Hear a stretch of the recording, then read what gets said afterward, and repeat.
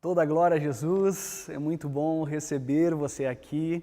Nós estamos ao vivo aqui na igreja. Obrigado por você abrir a sua casa para nos receber, para a gente poder compartilhar da palavra do Senhor. Nós cantamos algumas canções e a gente quer refletir na palavra do Senhor e com essa palavra poder sermos encorajados a continuar vivendo a nossa fé nesses dias difíceis que nós estamos vivendo. Eu quero continuar a nossa conversa a respeito da carta, a segunda carta de Paulo ao seu discípulo Timóteo.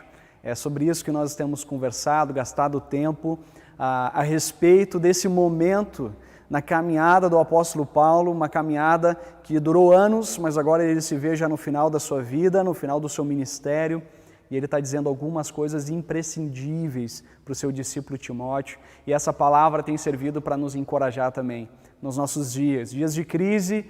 A igreja precisa ser forte, os discípulos de Jesus precisam ser fortes.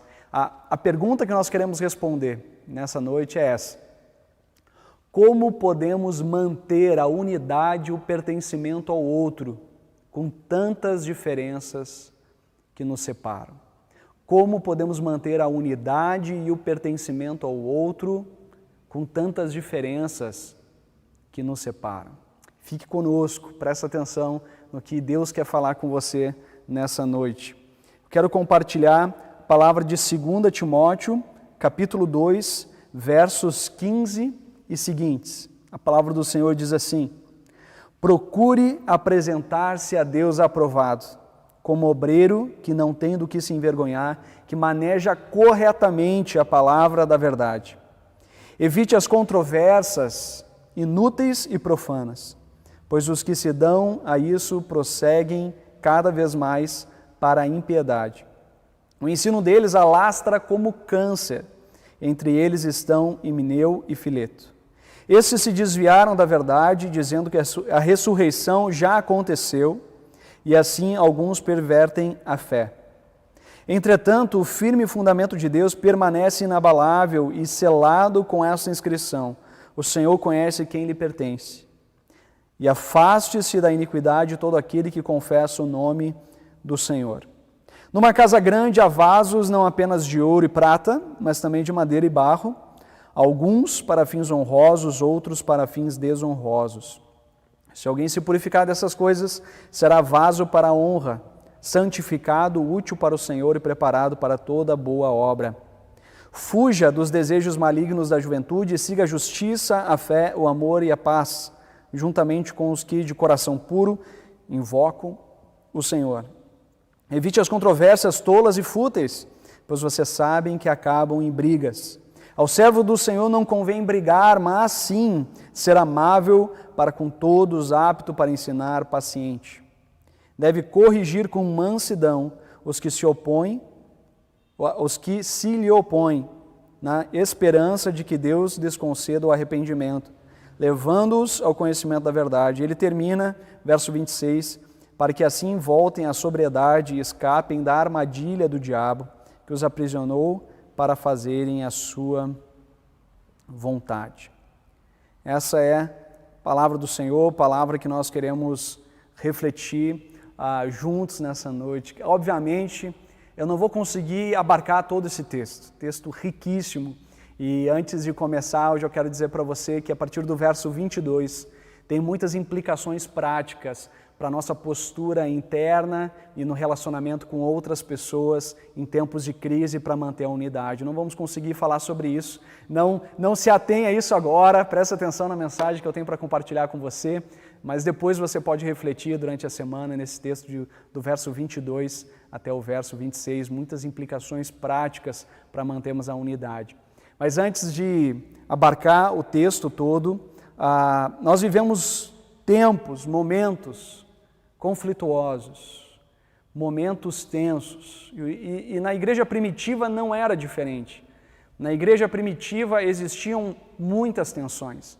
Na igreja primitiva não era uma unidade perfeita, mas na igreja dos primeiros séculos havia sim situações de tensões e conflitos com os quais os líderes, e no caso aqui o apóstolo Paulo, tinha que lidar. Eu quero me ater nesses primeiros versos, os versos 15, 16, 17, esses primeiros versos, onde o apóstolo Paulo ele faz uma recomendação para Timóteo, para que ele se mostre como um obreiro aprovado, como alguém que não tem do que se envergonhar e que maneja bem a palavra da verdade. E depois desse texto importante, na qual a gente vai gastar toda a nossa mensagem nesse versículo, ele fala sobre um ensino que tem se alastrado como câncer.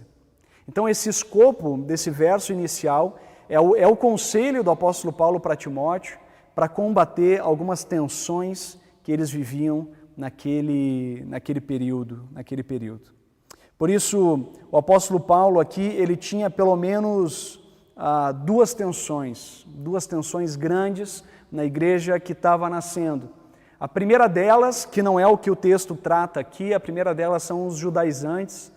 Os judaizantes eram aqueles que entendiam que a pessoa, para se converter à fé cristã, precisava passar pelo judaísmo e tinham várias implicações de rituais e procedimentos da parte dos judeus para aceitar os gentios. Isso foi, de certa forma, vencida no Concílio de Jerusalém, lá em Atos capítulo 15. Aqui, Paulo ele se atenta a um segundo grupo, que é uma ameaça para a igreja, que é os gnósticos, ou o gnosticismo primitivo, que não era uma religião, mas ele era como que um parasita em diferentes religiões daquele tempo. E aqui Paulo, ele precisa reagir a esses irmãos que tinham a dificuldade de entender a antropologia judaica cristã. A antropologia judaica cristã entende o ser humano na sua integralidade. Entende o ser humano como corpo, alma e espírito, mas numa integralidade só, de tal forma que não existe espírito sem corpo, não existe alma sem corpo, é uma integralidade. Quando nós morremos por inteiro, e quando nós ressuscitamos, ou somos ressuscitados pelo Senhor, nós também ressuscitamos por inteiro. A dificuldade desses irmãos que acreditavam esse movimento gnóstico no primeiro século, era a dificuldade de entender a ressurreição do corpo. Os gregos eles tinham uma dificuldade de entender o corpo como algo também realizado ou feito por Deus. Eles entendiam que era uma matéria que limitava o conhecimento, limitava a alma e, portanto, era vencida na morte. Mas, na verdade, a fé cristã, ela afirma que nós somos ressuscitados, sim, por inteiro, integralmente. Jesus, quando ressuscitou, comeu com seus discípulos. Então era carne e osso, era ressuscitado mesmo, corpo glorioso, como diz o apóstolo Paulo em 1 Coríntios capítulo 15. Então com isso, eles diziam que era inconcebível a ressurreição do corpo, tendo a ressurreição da alma através do conhecimento de Deus, portanto negavam a ressurreição corpórea de Jesus e, por sua vez, diziam que a ressurreição já havia acontecido na vida daqueles que creram no Senhor Jesus. Era isso que Paulo estava combatendo. Paulo aqui, portanto, ele já estava dizendo uma verdade que é verdade também para os nossos dias. A maior ameaça da igreja não está fora, mas dentro dela mesma. A maior ameaça da igreja, ela não se encontra na sociedade, ela não se encontra nos círculos externos dela, mas dentro dela mesmo. É nessa dificuldade de unidade, é nessa dificuldade de entender com clareza a verdade do Senhor, é que encontra a dificuldade da igreja. Eu, durante um tempo, na minha adolescência, no meu auge de maturidade, aos 16 anos, com 2 anos de convertido, eu sempre tinha muitas conversas com o meu pastor, o pastor Douglas. E o pastor Douglas teve que me tolerar em alguns momentos, que eu sempre falava para ele: pastor, como você não tem essa atitude com tal membro, como você suporta tal situação, como é que pode isso ou aquilo? E eu falava para ele, e o pastor Douglas, ele sempre me falou a mesma coisa: Bruno, entenda uma coisa, cada dia mais nós precisamos brigar pelos absolutos, nós devemos lutar pelos absolutos da fé, mas aquilo que é periférico, a gente conversa, a gente chega em consenso, a gente chega em conciliação. Lute pelos absolutos da fé. Por isso, uma segunda verdade que eu queria dizer para você é que aquilo que é periférico muitas vezes nos separa, mas aquilo que é absoluto, ele nos aproxima. Aquilo que é periférico nas nossas vidas e na nossa fé, ela é aquilo que muitas vezes nos separa, é aquilo que gera briga e conflito. E nós pelejamos com outras pessoas por conta de algumas coisas que não são o cerne da fé, não são o fundamento da fé. E muitas vezes o fundamento da fé é esquecido, muitas vezes o fundamento da fé é colocado ao lado, ao largo daquilo que nós buscamos e almejamos na nossa fé como discípulos de Jesus nesse mundo. E nós supervalorizamos as coisas periféricas, entramos em embates homéricos por conta de coisas que não são essenciais, não são os fundamentos, não são aquilo que nos mantém. Por isso, a unidade da igreja, a unidade nossa como corpo, a unidade como irmãos e irmãs na fé em Cristo Jesus, ela depende de nós termos clareza do seu fundamento, de nós termos clareza daquilo que nos une em Cristo Jesus, que tem a ver com o Evangelho. Por isso, o texto que vai nos ocupar é esse texto do verso 15, onde Paulo faz um conselho para Timóteo, um conselho maravilhoso, abrangente e profundo, com o qual quero me ocupar nessa noite. Procure, Timóteo, apresentar-se a Deus aprovado, como obreiro que não tem do que se envergonhar e que maneja corretamente a palavra da verdade. Paulo está dizendo para Timóteo, Timóteo, o que você precisa cuidar nesse tempo de crise, eu já falei para os irmãos que a igreja passava por perseguição. Então, por um lado, a igreja era perseguida, por outro lado, tinha esses desvios na fé dentro da própria igreja. E ele diz para Timóteo, maneja corretamente a palavra da verdade. O que o apóstolo Paulo está dizendo para Timóteo aqui é, Timóteo, fale da integralidade da palavra.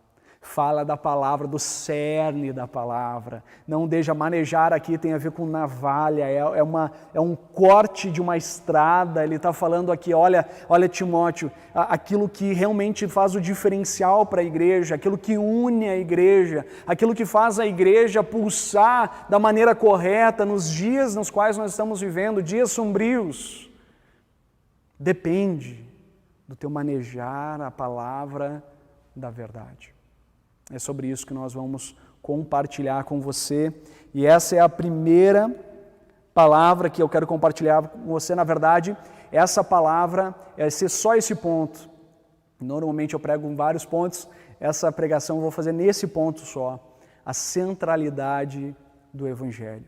O que Paulo está sugerindo, na verdade está aconselhando para Timóteo. Timóteo, existem desvios dentro da própria igreja, por isso a centralidade precisa estar no Evangelho, não pode estar nessas conversas, nas falácias, não pode estar em coisas controvertidas, não pode estar nas coisas periféricas, porque se o Evangelho ocupa o centro, então existe unidade na igreja. O apóstolo Paulo para a igreja de Corinto, capítulo 3, na primeira carta à igreja de Corinto, ele fala, olha, não coloquem outro fundamento senão aquele que já foi posto, a saber, Jesus. Esse é o fundamento. Na igreja que não pode ser posto outro, e por isso ele está pedindo para o seu discípulo Timóteo, mantenha esse fundamento, mantenha esse fundamento. Quando nós nos afastamos da centralidade do Evangelho, a unidade da igreja passa por grande perigo. Quando as nossas afirmações e posições de vida estão distantes do Evangelho, a unidade da igreja está em perigo. E eu quero sugerir para os irmãos que nós temos pelo menos 2 perigos que eu destaquei para essa mensagem, que estão dentro da igreja. Estão dentro da igreja brasileira, evangélica brasileira. E quem sabe está dentro da nossa própria igreja. São elas o humanismo e o triunfalismo. O humanismo foi um movimento oriundo na Europa entre os séculos XVIII e XIX, e ele é um movimento que, sem sombra de dúvida, deixa um legado de literatura, arte, todo tipo de questões de conhecimento científico e o desenvolvimento da ciência, dentro das quais muitas delas a gente se baseia e reflete hoje. Portanto, esse legado é um legado indiscutível com o qual eu não quero debater. Mas o humanismo ele centraliza o ser humano na história. O humanismo é antropocêntrico. O humanismo é a visão do ser humano do mundo, excluindo a pessoa de Deus. Na verdade, com a relação muito controversa com Deus. Humanismo, quero destacar o humanismo dentro da igreja, que é o humanismo centrado na pessoa, no indivíduo, no ser humano. Ou seja, humanismo dentro da igreja como o ser humano sendo a solução para as coisas ao nosso redor. Segundo aspecto, triunfalismo, que é encontrado em inúmeras igrejas. Triunfalismo é a ênfase da realização do ser humano em relação à fé, ou a partir da fé. O triunfalismo nas igrejas é uma negação a respeito do sofrimento. Muitas igrejas, elas têm dito isso, têm falado sobre isso e têm tido dificuldade na pandemia, exatamente por conta dessa palavra, da negação do sofrimento. Venha para cá e pare de sofrer. Venha para cá e receba a cura. Interessante que no meio da pandemia, cultos que dizem cultos de cura e libertação estão fechados por conta do Covid-19. Como um culto de cura é fechado por conta de uma doença? Muitas igrejas brasileiras são triunfalistas. A negação do sofrimento, a valorização da prosperidade financeira, de saúde, como sendo evidências de uma grande fé e do favorecimento de Deus. Caso você não seja próspero e não esteja bem de saúde, então você não tem fé. Mas essas igrejas, elas esquecem que Paulo, o grande apóstolo Paulo, morreu numa prisão, sozinho, abandonado, com frio, com fome. Esquecem que o grande apóstolo Pedro, ele morreu crucificado de cabeça para baixo. Esquecem que o grande discípulo amado João morreu exilado numa ilha de velho. Estes irmãos queridos, eles utilizam o Salmo 91 como um amuleto. Salmo 91, como eu me refugio na sombra do Altíssimo, então a praga não poderá entrar na minha casa, a praga não entrará na minha família, utilizando desse texto do Salmo 91 para proporcionar uma rebelião e irresponsabilidade em relação à pandemia, como tirar as máscaras, como a praga não atinge o ungido do Senhor. Mas esquece que o texto do Salmo 91 é utilizado por Satanás para tentar Jesus. Jesus, te joga desse monte e, como a palavra diz, os teus anjos vão te socorrer, de tal forma que não tropeçarás em nenhuma pedra. E Jesus responde como? Não ponham à prova o Senhor, o teu Deus. O humanismo e o triunfalismo estão dentro das igrejas e são uma ameaça para o verdadeiro evangelho. Por isso, para ambas influências dentro da igreja, a gente precisa voltar a enfatizar o evangelho que anuncia as más e as boas notícias. A centralidade do evangelho. A primeira má notícia que o evangelho nos conta é que todos pecaram e estão destituídos da glória de Deus. Essa é a primeira má notícia que nós encontramos na palavra de Deus. A má notícia de que o ser humano é um ser humano caído. E a Bíblia diz ainda mais enfaticamente que não existe um justo sequer, ninguém que faça o bem. Por isso a Bíblia não afirma que o ser humano é bom e o meio o corrompe, o ser humano é mau e o seu coração é totalmente inclinado para o mal. Por isso o ser humano não pode nem será a solução para os problemas do mundo. Porque não existe um justo sequer. O que habita no coração do ser humano é a ganância, é o egoísmo, é a sede por poder. Quando nós olhamos para a sociedade brasileira, a gente percebe a evidência de que o ser humano não pode ser bom. Quiçá aqueles com os quais têm se deparado com a pandemia nos seus familiares, em pessoas muito próximas, tem algum tipo de impacto, algum tipo de comoção, algum tipo de empatia, algum tipo de vencer o negacionismo. Porque o humanismo está impregnado em nossas igrejas.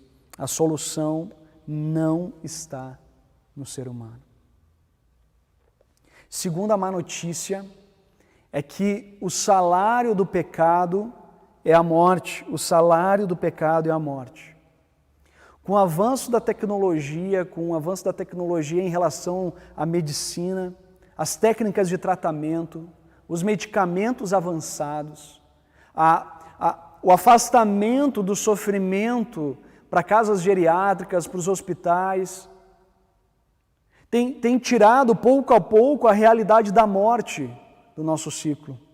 As próprias funerárias, elas fazem um trabalho de embelezamento do falecido, e as pessoas não mais acabam tendo esse momento de luto por conta daquele falecido na sua casa, como era antigamente. Mas agora com a pandemia, muito embora você tenha dinheiro, muito embora você tenha recursos, a pandemia, quer você tenha dinheiro ou não, os hospitais estão superlotados, as UTIs estão superlotadas e tem pessoas, inclusive ricas, que não têm acesso aos hospitais. Então a pandemia tem trazido a morte para pertinho de nós, a morte para a nossa realidade, a morte para dentro do nosso contexto. O ser humano, ele conquista, realiza muitas coisas, mas no final, a única coisa certa é a morte. Vou repetir. O ser humano conquista muitas coisas, viaja o mundo, conhece as culturas, desenvolve tecnologias, mas no final, a morte é a única coisa certa. Qual é a resposta que você dá diante da morte? O silêncio, o choro, o desespero? Qual é a resposta que você dá diante da morte? Esse é o resultado de um currículo sem Deus. A Bíblia diz que aquilo que nós conquistamos, aquilo que é nosso mérito, aquilo que é a realização própria do ser humano, é a morte. Porque a Bíblia diz que o salário do pecado é a morte. O salário da nossa rebelião em relação a Deus. O salário, a consequência da nossa independência em relação a Deus.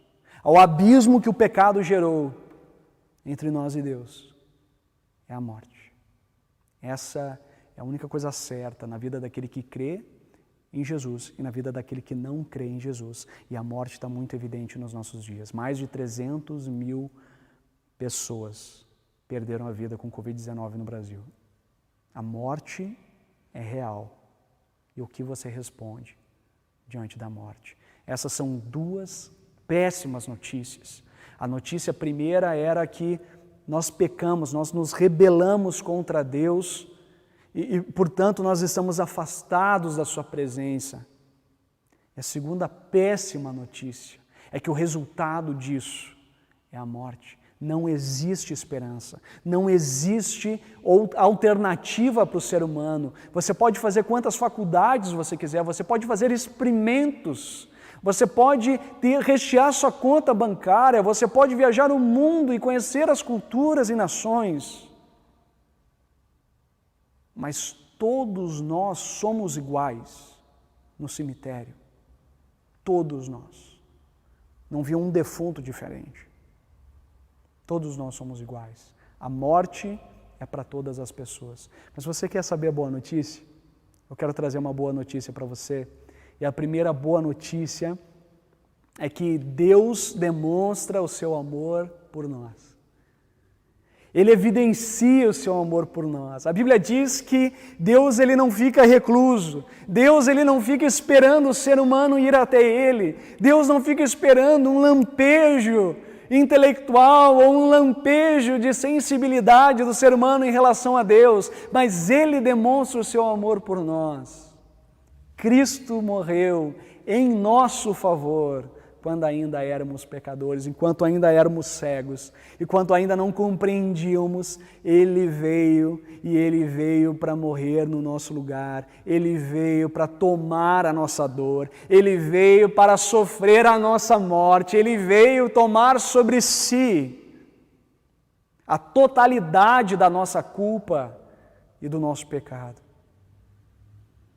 Jesus, a gente está Domingo de Ramos, a gente está entrando na Semana da Paixão, e Jesus, no momento mais tenso, quem sabe, da cruz, Ele diz uma palavra célebre: Deus meu, por que me desamparaste?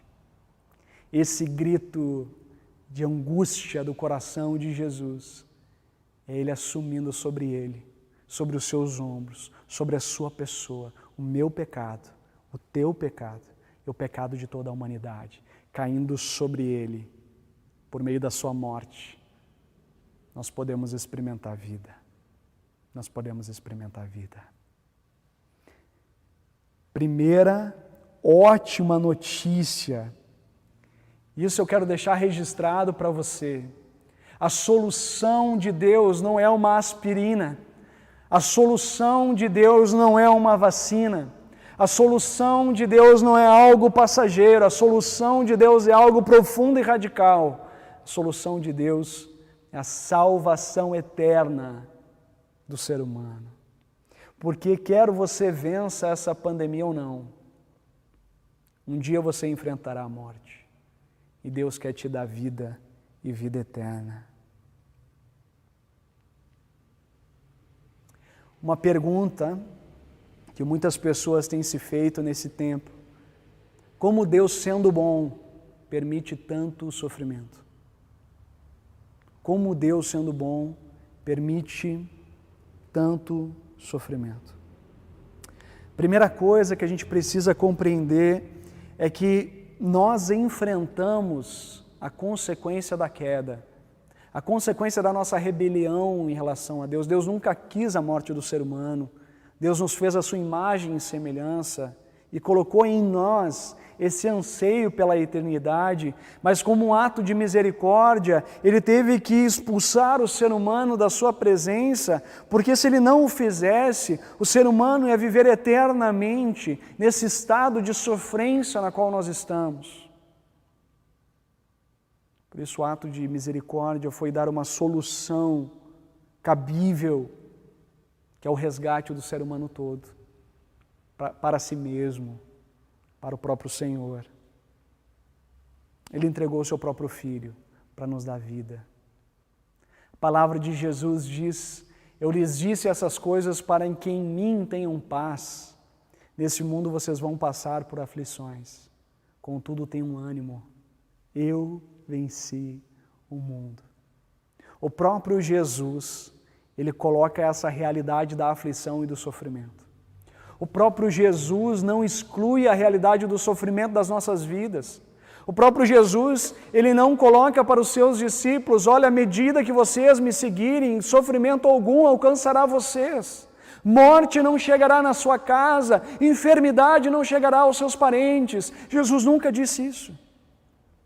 Mas Ele disse: para que vocês tenham paz em mim. Tenham paz em mim e não na circunstância, porque eu venci essa realidade de sofrimento. Mas eu não venci tapando o buraco, mas eu venci morrendo, assumindo, passando pela morte, para poder lhe dar e conferir a você e a mim vida, mas não uma vida pequena, curta, não um lampejo de existência, mas vida eterna, onde não haverá choro, onde não haverá luto, onde não haverá dor, onde o nosso coração mais anseia por esse momento, e esse momento foi conquistado na cruz por Cristo Jesus. pelo ato dele, pela sua bravura e amor inigualável, vencendo a realidade da morte e nos concedendo vida em seu nome. Essa é uma ótima notícia, que a vida não depende de você e não depende de mim. A vida não depende do seu desempenho e do meu desempenho, mas Ele tomou o nosso lugar e tomou sobre si as nossas dores e os nossos pecados e culpas para nos dar vida. Última boa notícia, segunda boa notícia, o dom gratuito de Deus é a vida eterna em Cristo Jesus. Esse é o presente. Dom significa presente. Esse é o presente gratuito de Deus, a vida eterna em Cristo Jesus. Se nós falamos até aqui que nós somos pecadores, ou seja, nós nos rebelamos contra Deus e nós estamos separados de Deus, e a consequência disso é a morte eterna. Falamos que a primeira boa notícia é que Deus interveio nessa história na pessoa de Jesus, demonstrando grande amor por nós. A segunda grande boa notícia é que essa vida está disponível a você e a mim. Essa vida está disponível para você agora. Essa vida e essa esperança está disponível para você, basta crer, basta confiar a sua vida a Jesus. A palavra do Senhor diz: se confessares com a sua boca que Jesus é o Senhor e creres no teu coração que Deus o ressuscitou dentre os mortos, será salvo. Se você confessa com a sua boca que Jesus, Ele é Senhor. Ele é Senhor sobre todas as coisas. Ele é Senhor sobre as circunstâncias. Ele é Senhor sobre a vida. Ele é Senhor sobre nós. Ele é Senhor, inclusive, sobre a morte. E se você crer que a morte não interrompeu o amor de Deus, o sepulcro não foi capaz de segurar Jesus, os cravos nas suas mãos não foram capazes de segurar Jesus, mas Ele venceu a morte, vivo está, e quer dar vida a você e a mim. Quem sabe você pergunta: se eu pegar a Covid-19, e se eu pegar a Covid-19, será que eu vou me recuperar? Deixa eu dizer uma coisa para você, essa não deve ser sua pergunta. Eu sei que está tenso, eu sei que é muito difícil. Amigos, parentes, pessoas próximas da gente que contraíram essa doença e morreram. E a gente tem sofrido a dor da saudade, mas a pergunta que você deve fazer nesses dias: se você morresse hoje, para onde iria? Se você morresse hoje, para onde você iria? Você iria para o sepulcro? Você iria para baixo da terra?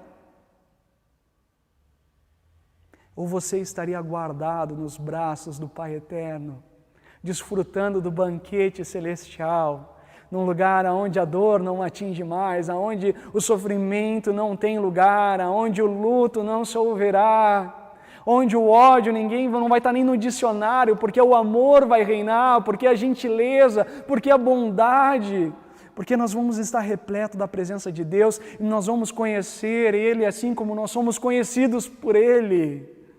Isso basta. Se você morresse hoje, para onde você iria? Você precisa responder essa pergunta. Quero terminar, querido, te fazendo uma pergunta. O que te falta para tomar essa decisão hoje? Jesus diz: eu sou a ressurreição e a vida. Aquele que crê em mim, ainda que morra, viverá. Aquele que crê em mim, aquele que confia em mim, aquele que reconhece que sem essa obra na cruz e na sua ressurreição não existe vida eterna.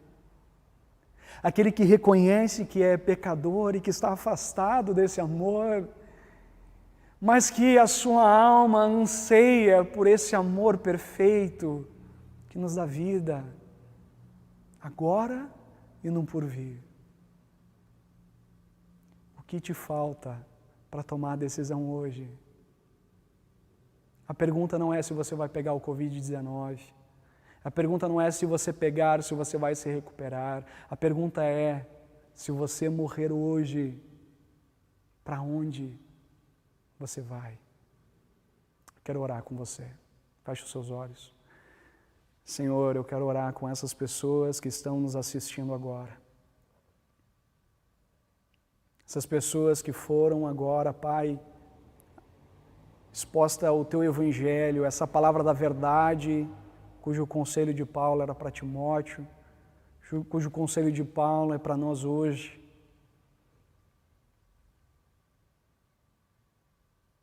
Senhor, eu quero rogar por essas pessoas que foram tocadas pelo Senhor nessa noite. Por essas pessoas, ó Pai, que estão passando por esse tempo de sofrimento e dor, perdas, luto, mas agora se depararam com a possibilidade de ter vida, mesmo depois de morrer.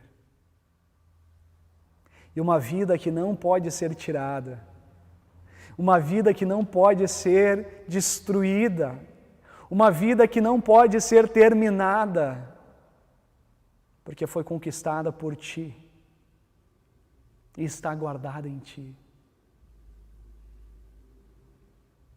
Senhor, eu peço que haja salvação na casa de cada pessoa agora. Eu te peço, Senhor, se tem alguém que foi tocado por isso, Senhor, ele está confessando agora os seus pecados ao Senhor, reconhecendo que nada é e que nada tem e que depende do Teu amor, depende tão somente da Tua graça, do Teu favor. Senhor, eu te peço, visite, cure, dê esperança.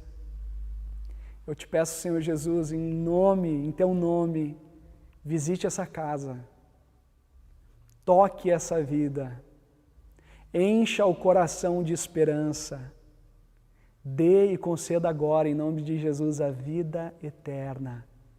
É isso que eu te peço, em nome de Jesus. Amém. Amém.